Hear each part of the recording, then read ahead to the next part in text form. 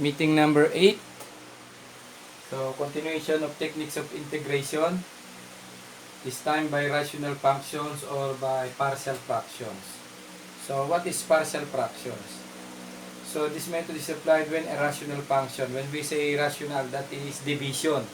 So, quotient of two functions. So, we have functions 1 and functions 2. So, division is not integrable using any method that we discussed in previous topics.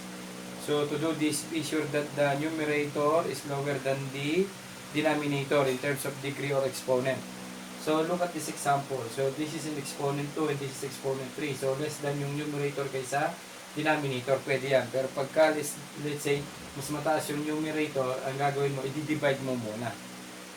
A given fraction, whose numerator is lower in degree than denominator. So yan yon. In that case, it can be broken up into a sum of partial fraction. Each term of partial fraction is readily integrable. So we have case 1 in example 1. When the denominator is distinct linear factor. Ibig sabihin, yung ilalim na yan, denominator ay mayroong factor. So ano factor niyan? So x cubed minus 3x square minus 4x. I-factor out mo muna yung x. So ano matitira? So, x square minus 3x minus 4. So, pagpa-factor ng trinomial, trial and error yan. So, x and then x. Gagawa ka ng dalawang opening close parenthesis. Of course, yung x square ay x and x lang. Yung negative 4 ay pwedeng 4 at saka 1. Okay, check natin. So, ito, negative 4x at saka plus 1x. So, ang sum yan ay negative 3x, saka yung dulo ay negative 4. So, ang factor nito ay ito. Pag multiply mo lahat yan, babalik ka doon. Kaya sinabing by distinct linear factor, no? By partial fraction. So, ito pala ay equal sa integral of x square minus 16x minus 12 dx all over x times x minus 4 and then x plus 1. Now, by partial fraction,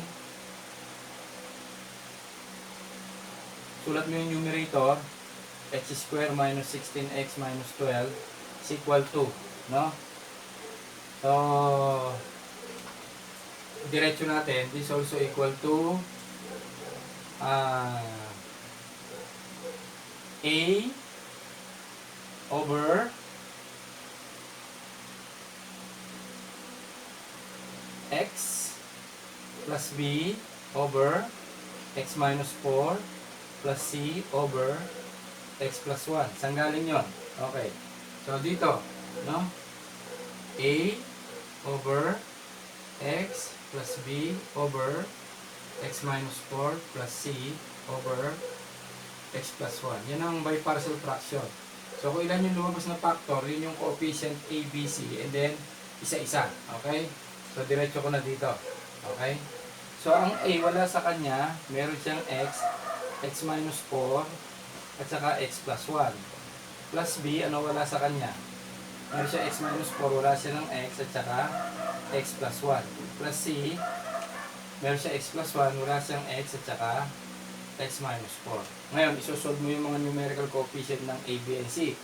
So, para madali, if x is equal to 0 dahil meron kang value ng x dito no?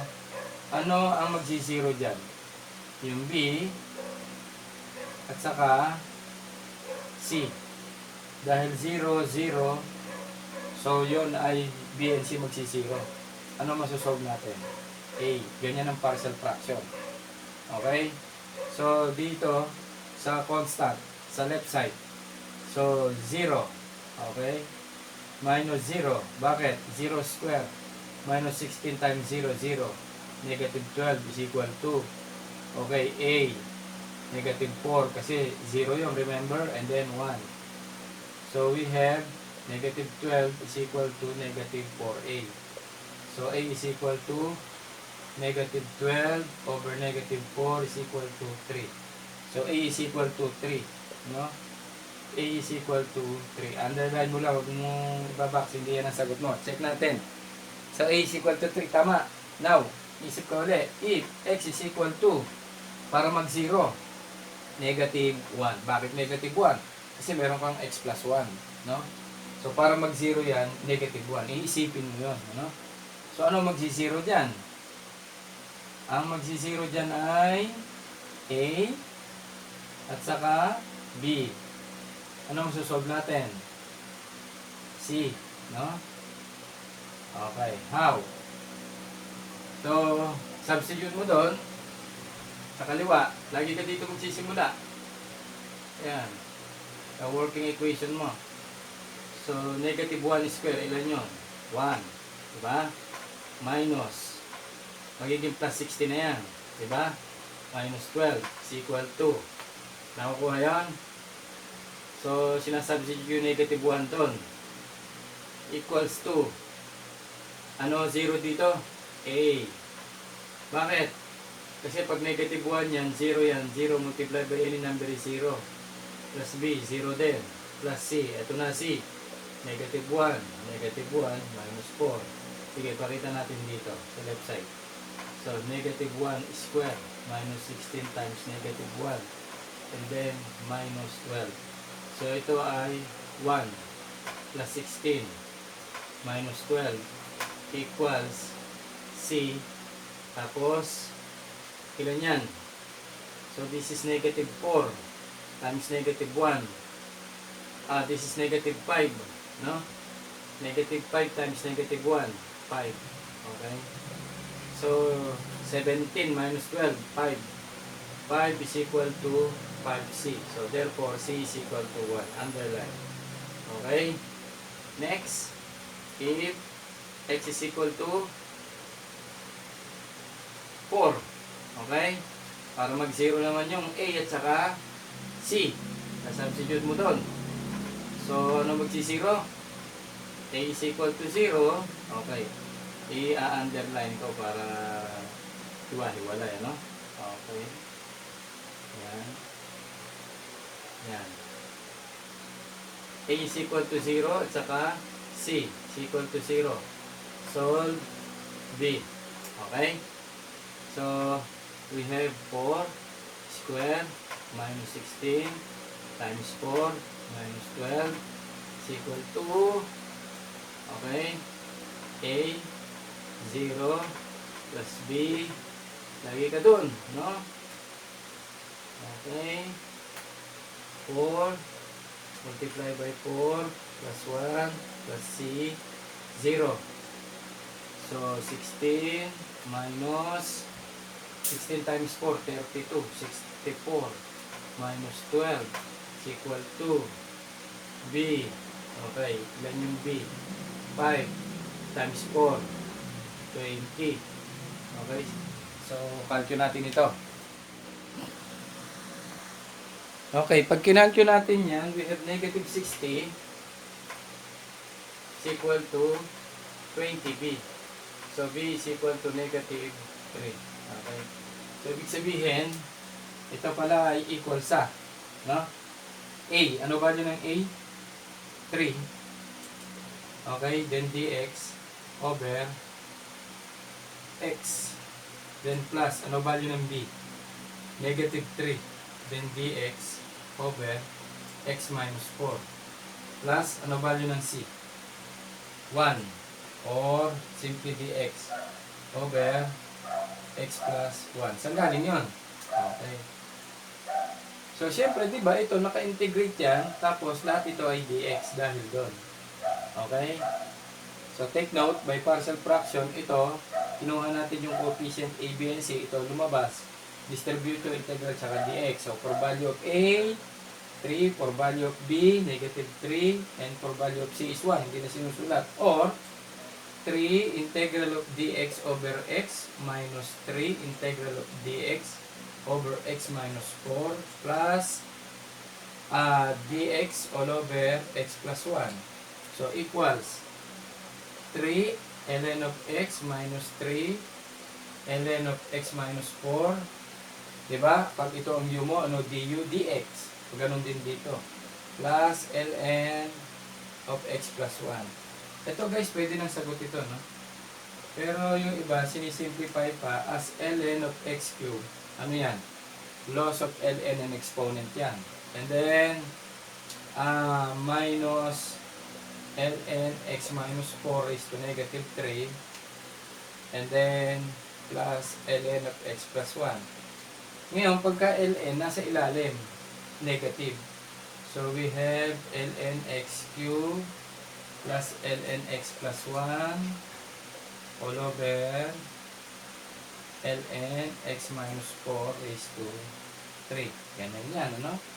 Or simply, ln lahat, pag pinactor out mo, x cubed times x plus 1 all over x minus 4 then raised to 3. Okay? Ito yung pinaka-final answer. Pero sabi ko sa inyo guys, ito pwede na yan. No? So, check natin. Tama. Number 2. So, pag ito pinactor natin, so, ang factor ng 15 ay 5 at saka 3. Okay? So, ito, let's say, this is negative 1 at saka positive 2. Okay, check natin. Ano sagot dito? Negative 3x. Ito. 10x. So, pag pinag-add mo yan, ano middle term mo? 7x. Which is hindi nagtutugma doon. So, mali. So, trial and error ang factoring. So, pag pinagbaligtad ko, minus 2 at saka plus 1. Okay? Para last term at saka first term and first term yun. Ganyan ang factoring. So, this is negative 6x at saka ito ay 5x. Pag pinag-add mo, negative x. Uy! Baka mali yung given, no? So, plus x, tama. So, mali pa rin, ano? So, kung gagawin ko itong positive, at saka ito ay negative. Yan. So, ito ay 6x, at saka ito ay negative 5. So, kung pinag-add mo, x, tama na. Okay. Yan na yung factor nun, ano? So, 5x plus 2, saka 3x plus 1. Kung ano maniwala, ang gawin mo, multiply mo to, yun dapat ang magiging sagot. So, equals, this is the integral of a over 5x plus 2 plus integral b all over 3x minus 1. Of course, may mga dx ka dyan. Dinistribute mo na, no? Okay. So, kung ilan yung lumabas na yon, yun ang coefficient mo. So, solving for coefficient x plus 7 equals a. Ano wala? 3x minus 1 plus b. Ano wala? 5x plus 2. So, if, ayan na. So, dito, kung mag-a-assign ka ng value, no? Dapat magsi-0. So, dito, 3x is equal to 3x is equal to 1. So, therefore, x is equal to 1/3. Yon, no? Okay. So, if x is equal to 1/3, ano magsi-0? If x is equal to 1/3, ang magsi-0 dyan ay a, and then solve b. So, we have 1/3 plus 7 equals a ay 0 plus b 1/3 of 5 times 1/3 plus 2. Okay. Pag kinalky mo yan, ano? Okay guys, back. So, ito, pag kinalky mo, ito sagot 22/3 is equal to b. No? 5/3 plus 2 is 11/3. So, yung b mo, kung ano kasama nun, yun ang nasa ilalim. Kaya, ang b ay 2. Okay? Next. If x is equal to, dito naman, ano to? b or 5x plus 2 is equal to, or 5x is equal to negative 2, x is equal to negative 2 all over 5. So, if x is equal to negative 2 all over 5, of course, alam mo na dyan na magsisiro ay b. So, solve natin ang a. So, negative 2 all over 5 plus 7 is equal to a 3 times negative 2 all over 5 minus 1 plus b, then 0. Calculate ulit. Okay, pag kinalculate natin, no? Negative 2 over 5 plus 7 is negative 3 over 5, and then negative 6 all over 5 minus 1 is negative 11 over 5. So, to solve for a, that is equal to negative 3. So, therefore, this is, ano value ng a? Negative 3 dx all over 5x plus 2 integral plus integral, ano yung b? 2, and then dx all over 3x minus 1. Okay. So, ang u natin dito ay 5x plus 2. Ano dx? Ano du? 5 dx. So, therefore, du all over 5 is equal to dx. Dito naman, ang u ay 3x minus 1. Ano du? 3x. 3 dx. So, ang du all over 3 is equal to dx. So, therefore, we have negative 3 integral. Ano dx? Du all over 5. Okay? All over 5x plus 2. And then dito, plus 2 integral du over 3 over 3x minus 1. So, equals negative 3 all over 5, that is integral of du all over 5x, or u na lang, ganon, ano? And then, this is plus 2, and then all over 3, integral of du over u. So, we have a final answer of negative 3 all over 5 ln of u plus 2/3 ln of u. Kaya lang, sa first term, ano ba yung ln? 5x plus 2. And then, sa second term is plus 2/3 ln of, ano yun natin? 3x minus 1. So, ayusin lang natin. Final answer, negative 3 all over 5 ln 5x plus 2 plus 2/3 ln 3x minus 1. And then, plus c. Baka dun sa, nakalimutan ko mag-plus c, Example 1. Okay? So, check natin kung tama. Negative 3 over 5, and then 2/3. Tama. Guys, example 2 na pala to, ha? So, lagyan natin dito, 2. Okay? That is, case 1 ito, ha? Case 1. For case 2. So, in case 2, let's read first. When the denominator has linear factor and some are repeated. So, yung kanina, linear factor pero hindi nauulit. So, pag sinabing linear factor, ibig sabihin, yung powers niya ay 1 lang or kaya straight line. So, dito straight line pero nauulit. So, ano gagawin? Ipa-factor out mo muna. So, check mo muna kung mas maliit ang numerator sa denominator. So, check. So, we have 2x squared plus 13x plus 18 dx all over. Ang factor out nito ay x tapos x squared plus 6x plus 9. Or that is equal to the integral of do na lang muna, no? All over x and then x plus 3 squared. So, ito yon. Yung x squared plus 6x plus 9 is x plus 3 squared. So, nauulit. Yung kanina, hindi. So, pwede nating sabihin ito na equals to a over x plus b, x plus 3 plus c all over x plus 3 quantity square. Or its partial fraction. So, bakit naging tatlo? Kasi para sa isang x plus 3 at saka para sa square. So, we have 2x squared plus 13x plus 18 equals, okay, for a, kulang siya ng x plus 3 squared. Plus b, kulang siya ng x. At saka, x plus 3, isa. Sa c, kulang siya ng x. Okay, bakit ganon? X lang siya. Ito ang todo. Square. Meron siya isa. So, kulang pa rin siya ng isa. Kasi dalawa yan. Okay, tsaka x. At saka sa c. Okay, solve yung value ng x. So, dito mag-assign tayo. If x is equal to 0. So, ano magsisiro dyan? Obviously, B at saka C.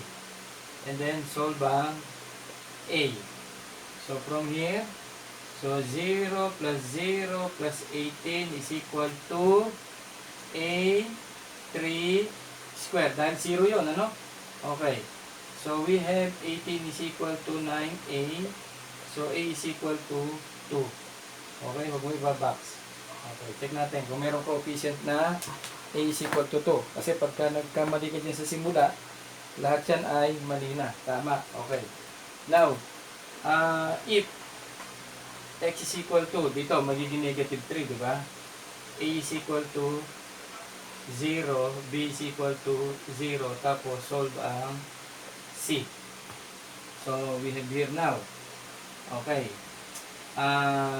Negative 3, 2 times negative 3 square plus 13 negative 3 plus 18 is equal to A 0 plus B 0 plus C ay negative 3. Calculate natin.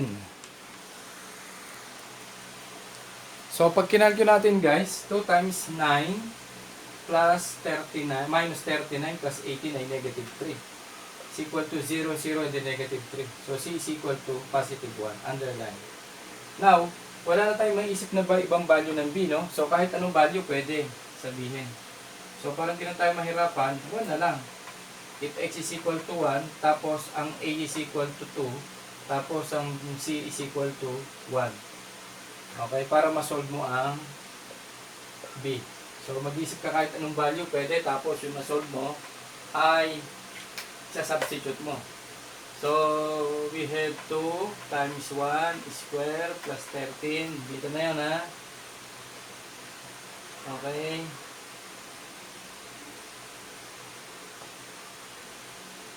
Times 1 plus 18 is equal to, okay, A 1 plus 3 square. Oh, ano yung 1? Ano yung, value ng A? That is 2. Diba? Okay. And then, plus B, 1, 1, plus 3, and then plus C, ay 1. Ano value ng C? 1. Okay. Ano value ng X? 1. So, we have 2 plus 13 plus 18 is equal to 2. 16 plus B, 4 plus 1. Okay? So, we have 15 plus 18 is 33 is equal to 33. And then, plus 4B. So, 33 minus 33 is equal to 4B. So, 0 is equal to 4B. So, B is equal to 0. Okay? So, therefore, A is equal to 2, B is equal to 0, and C is equal to 1. So, therefore, this is the equivalent of integral of A, 2, then dx, all over x, plus B, 0 na yon. Wala na yon. This is equal to 0. Ano Z? 1, or dx, all over x plus 3, then square, integral. So, this is 2 ln of x. Okay, walang duda. E, paano to? So, ang u mo dito ay x plus 3. Ang du mo ay dx. So, this is the integral of du all over u square. So, that is equal to u raised to negative 2 du. Power formula, u raised to negative 2 plus 1 all over negative 1. So, we have the final answer of 2 ln of x minus yon, dahil doon minus, ano? And then, that is equivalent to negative 1 all over u raised to negative 1. So, 1 all over, negative 1 na yung sa taas, no? Okay. So, that is equivalent to negative 1 all over u. So, ano ba yung u mo? X plus 3. Then, plus C. So, pwede nyo itong open and close parenthesis para maganda tingnan. So, yan yung answer natin sa Problem number 3. For example, number 4, x dx all over x square minus 9 quantity square. So, equals the integral of x dx all over, so this is x square minus 9 multiplied by x square minus 9. Bakit? X square yun eh. So, hindi pa natatapos dyan yan. Pwede pa. So, that is x plus 3, x minus 3, x plus 3, x minus 3. O, yan na yung complete factor niya. Nauulit. Di ba? Okay. So, ito, para dito yon. Okay? And then, ito, para dito yon. Pag multiply mo, yan yan. So, we have now a over x plus 3 plus b over x plus 3 square plus c x minus 3 plus d x minus 3 square. So, we have x is equal to a x plus 3, kulang siya ng isang x plus 3, tapos x minus 3 square, plus b, meron siya x plus 3 square, kulang siya ng x minus 3 square, plus c, meron siyang isang x minus 3, kulang ng isang x minus 3, at saka x plus 3 square, plus d, kulang siya ng x plus 3 square. Okay. So, if, no, x is equal to negative 3. Okay? So, ano magsisiro dyan? Obviously, a. Ito, hindi magsisiro yan. Ito magsisiro. Bakit? Negative 3. O, tapos ito. Diba? So, 0 din. Okay. So, b is equal, c is equal to 0, d is equal to 0, and then solve ang b. So, we have 0. Negative 3. So, negative 3 equals, ano mo solve? B. Punta na tayo sa b agad. Negative 3 minus 3 and then square. So, negative 3 is equal to b. Negative 6 square, 36. So, b is equal to, so negative 6 pag in-square mo, positive 36. So, 36 over negative 3 is b ay negative, ito yung negative negative 3 all over 36. So, that is negative 1 all over 12. Ang value ng b ay negative 1 all over 12. Tama? Okay. Next. If x is equal to positive 3, ano mga magzi-0 dyan? A, 0, B, 0, C, 0, solve ang D. Yun lang hindi magsi-0 dyan. So, 3 equals, okay, dito. 0A, huwag mo na isulat. D na agad. Ano ba sa D? 3 plus 3 square. So, 3 is equal to 36D. And D is equal to 3 over 36, this time positive. So, D is equal to 1 all over 12. Okay? So, mag-iisip ka ngayon ng ibang coefficient. If x is equal to 1, no? And then, B is equal to negative 1 all over 12. Tapos, D is equal to 1 all over 12. Okay? So, 1 is equal to A, 4. And then, imagine niyo guys 1, negative 2 square. Negative 2 square is 4. Okay? Plus, negative 1 all over 12. And then, negative 1 minus 3 square. 1 minus 3 square. Meron na ba tayong x is equal to 0? Wala pa, no? O sige, yun na lang muna. So, tapos, yung b and d, hayaan muna natin yung equation na yan. If x is equal to 1, okay? If x is equal to 1, balik tayo dito. Tapos, hanap na lang tayo ng ibang, parang gagawa tayo ng equation to 1. tapos A, 4, and then 4, plus B. Okay? And then, wait lang. Tama. Sasubstitute natin yung value ng B. Ang B ay negative 1 over 12. Okay? Dahan-dahan na lang para mas maintindihan. Ano yung X? 1 minus 2 square. So, negative 2 square. 4. Plus, and then, yung C. Tapos, yan ang sinusolve natin, ha? Solve A and C. Dahil meron na tayong B and D. Okay? So, negative 2. Diretso na to, ha? Kasi 1 naman yung X. Tapos, 2 square ay 4. And then, plus D. 1 all over 12. So, 4 square. 4 square is 4 square. That is 16. Okay?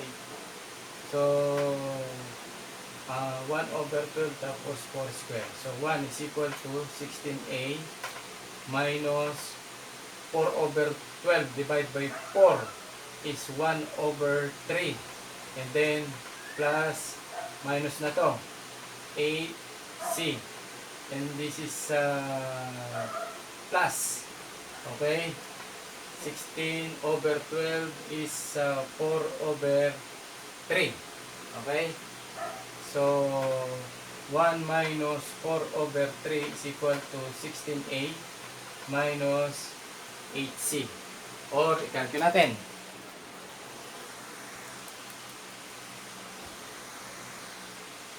Balik tayo, guys.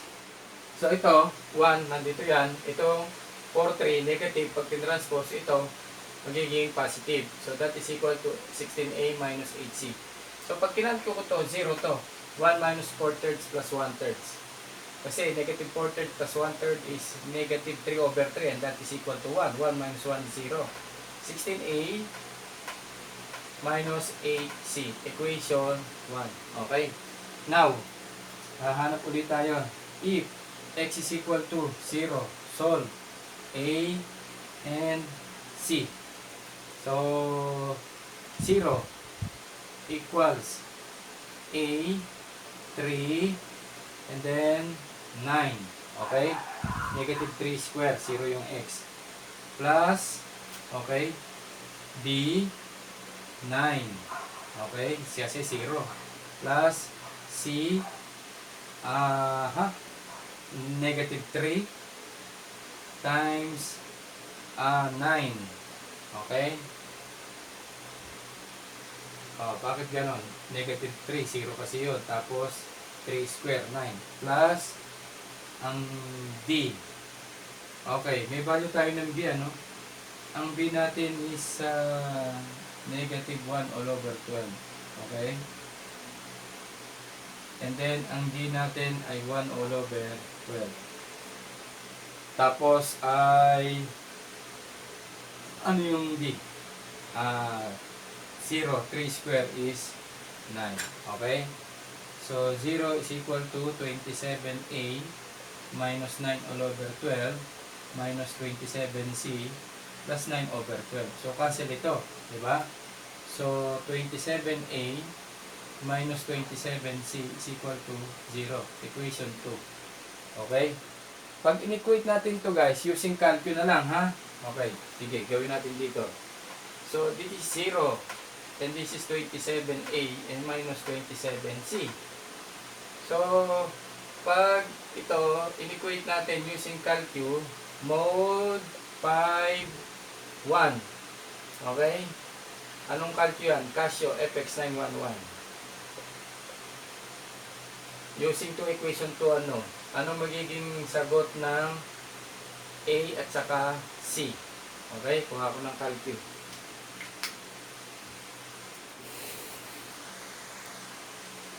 Ang sagot ng calcul guys ay A and C is equal to 0. So doon na sila magsasatisfy na ibig sabihin 27A is equal to 27C.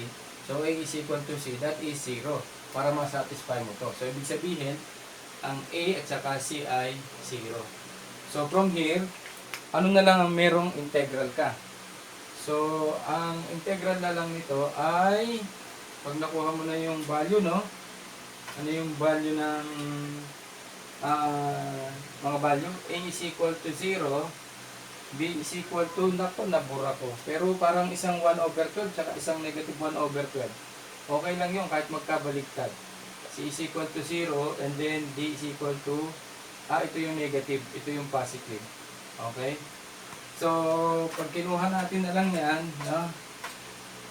So, we have now, ito, ang equivalent nito ay B, negative 1 all over 12, integral, dx, all over, x plus 3, square. Tapos, plus 1 all over 12, dx, integral, all over, x minus 3, square. So, equals. Check na natin kung ano nga value. B, negative 12. Tama. Okay. So, negative 1 all over 12.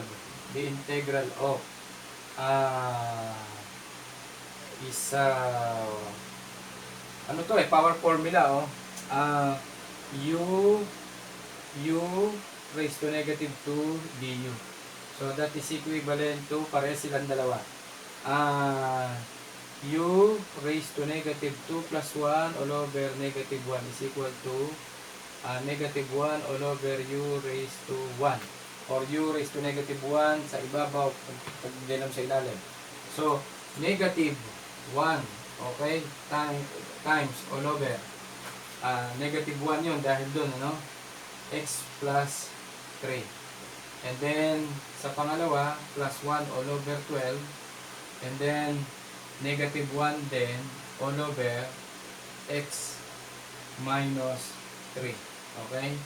So, ano final answer natin? Pwede natin i-factor out yung, okay, 1 all over 12. Okay? So, that is 1 all over x plus 3. And then, minus 1 all over 12. 1 all over x minus 3. Pag pinactor out natin yung 1 all over 12, ang matitira sa isa is x plus 3. And then dito sa pangalawa is minus. Okay? Minus. Tapos 1 all over x minus 3. So, simplify na lang.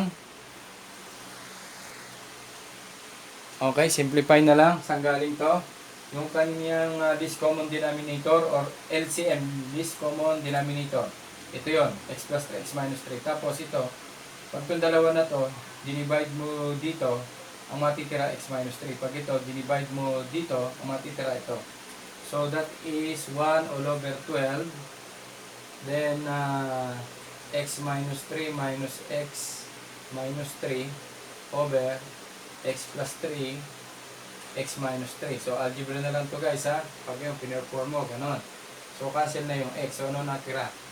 That is 1 all over 12 and then negative 6 all over x plus 3, x minus 3. So, ito natira is 1 half. And then, negative. That is 1 over x plus 3, then x minus 3. Okay? Final answer. Or kaya ay negative 1 all over 12, 1 over x minus 9, x square minus 9. Okay?